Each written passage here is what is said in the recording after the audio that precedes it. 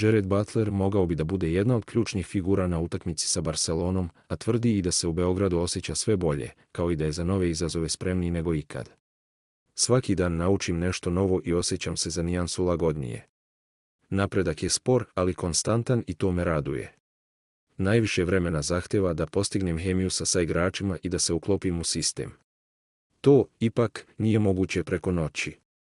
Kao kada recimo upoznate novu devojku i želite da se zbližite sa njom. Jednostavno je nemoguće da sve odmah klikne i da imate savršenu hemiju.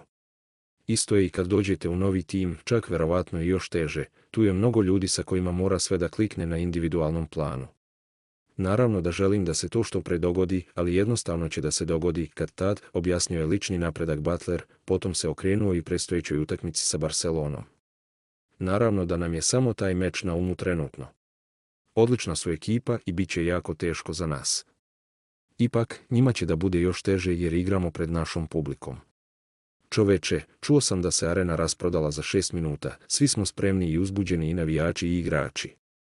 Volim taj osjećaj i jedva čekam da počne utakmica, zaključio je američki šuter.